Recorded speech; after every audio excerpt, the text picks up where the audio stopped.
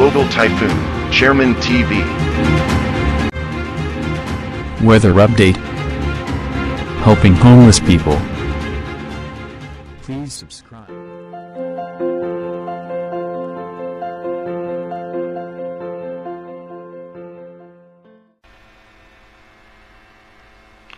Magandang umaga po. Ito po ang ating latest update ngayong araw, December 17, 2023.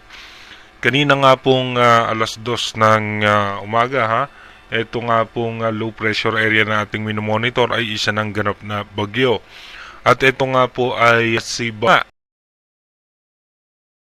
Kabayan. Asahan nga po natin, mararanasan natin yung mga posibleng pagulan sa parte ng Caraga, Davao Region, Eastern Visayas, Bicol Region, and Quezon. Bunsod naman po yan nung shear line at itong extension ng kaulapan ni Bagyong Kabayan. Asahan naman natin yung northeast monsoon dito nga sa may parte ng Cagayan Valley, Apayao, Kalinga, Metro Manila, Ilocos Region, rest of Cordillera, dito po sa may Central Luzon, at natitirang bahagi ng Calabarzon. Iba yung pag-iingat po sa ating mga kabayan, lalong-lalo na nga po sa may parte ng Mindanao, dahil nga po itong si Bagyong Kabayan ay mararanasan na nga po natin yung mga biglaang pagbuhos ng pagulan. Tinataglay nga po nito yung lakas na 50 km per hour malapit sa gitna, at may pagbugso po yan na aabot ng 70 km per hour. At ayon nga sa latest update ng forecast track ng ating advanced weather forecast, ito nga po ay posibleng dito dadaan yan sa may parte ng Bislig, at dediretso naman po yan sa may Kabadbaran. Dadaan po yan sa may parte ng Cagayan de Oro bukas nga po ng alas 2 ng hapon, at dadaan po yan sa may yung pinakasentro niyan sa may Dipolog, at pagdating naman po ng Tuesday, ito naman po ay dadaan naman po sa may Puerto Princesa, Palawan. Kaya iba yung pag-iingat pa rin sa ating mga kababayan pero malaki pa rin po ang posibilidad na magbago muli yung forecast track ng Advanced Weather Forecast ng European Center. Dumako muna nga po tayo dito sa ating rain map animation. Mamaya nga pong alas 8, mararanasan na nga po dito sa may eastern section ng Mindanao yung mga posibleng mga pag-ulan dito po sa may parte ng Tandag, Bislig, Prosperidad, sa Banga, Loreto, Moncayo ay makakaranas na nga po ng mga posibleng pag-ulan mamaya po yung alas 8 ng umaga. At dito naman po sa eastern section ng Bicol Region at ng Visayas, may mga tsansa na po tayo ng pag-ulan dahil naman po yan sa may shear line. At mamaya nga pong alas 10 ng umaga, mas posibleng may mas malalakas na pagulan na nga sa eastern section ng Mindanao. Kaya iba yung paghahanda na sa ating mga kababayan dyan, dahil posible po tayo makaranas ng mga pagbaha at pagguho ng lupa habang lumalapit nga itong si Bagyong Kabayan. Pagdating naman po mamayang alas 3 ng hapon, mas malalakas na pagulan mararanasan pa rin po natin dito nga po sa may parte po yan ng Tandag, dito po yan sa may Prosperidad, sa may Surigao City. Asahan po natin yung mga tsansa ng mga posibleng malalakas na pagulan. At dito naman po sa may Bicol Region, ay mararanasan po natin yung mga pagulan, bunsod po yan ng shear line. Pagdating naman po ng alas 10 ng gabi mamaya, asahan nga po natin na mas malalakas na pagulan, heavy rainfall po tayo.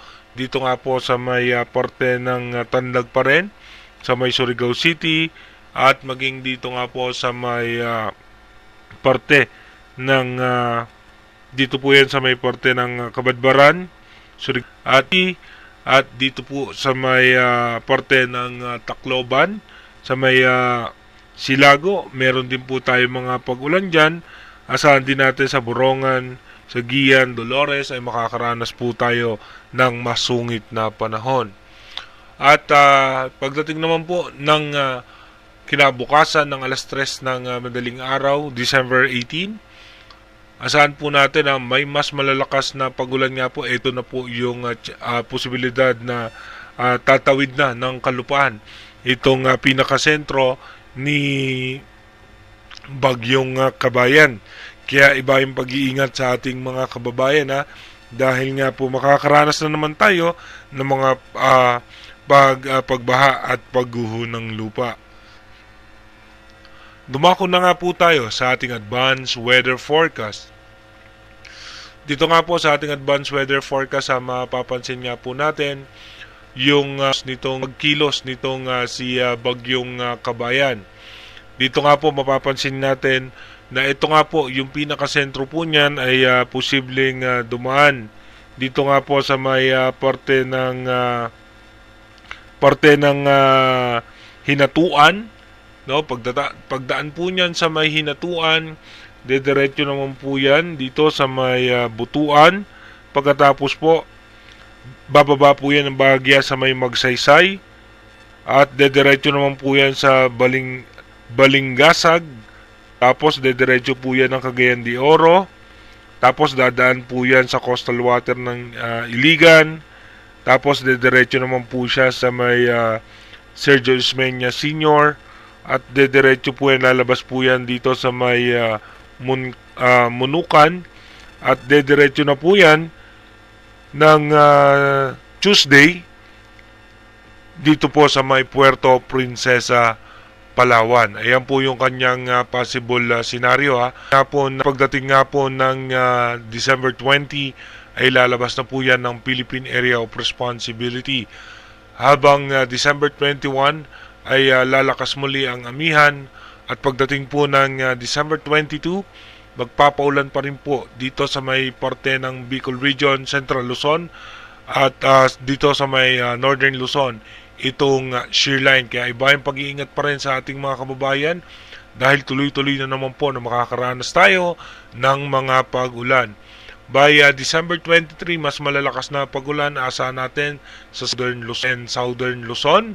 At pagdating po ng December 24, no, desperas ng Pasko, may mga tsansa po ng pag-ulan sa Central Luzon, Bicol Region, Eastern section ng Mindanao.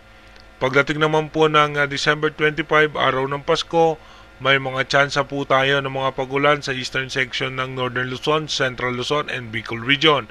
At magkakaroon tayo ng panibagong low pressure area sa labas ng Philippine Area of Responsibility, pero mababa naman po sa ngayon ang tsansa niyan na maging isang bagyo. At habang yung extension ng kanyang kaulapan ay posibleng magdulot muli ng pag-ulan sa may parte ng Mindanao. Again, inuulit po natin yung ating advanced weather forecast is possible scenario pa lamang po yan. Malaki pa rin po ang tsansa na magbago yan. Kaya sa ngayon nga po, iba yung pag-iingat at paghahanda na sa ating mga kababayan sa posibleng daanan ni Bagyong Kabayan. At sana po ay tayo ay naka-ready na sa anumang posibilidad na pagbaha at pagguho ng lupa. Mag-iingat po tayo palagi. God bless po sa ating lahat.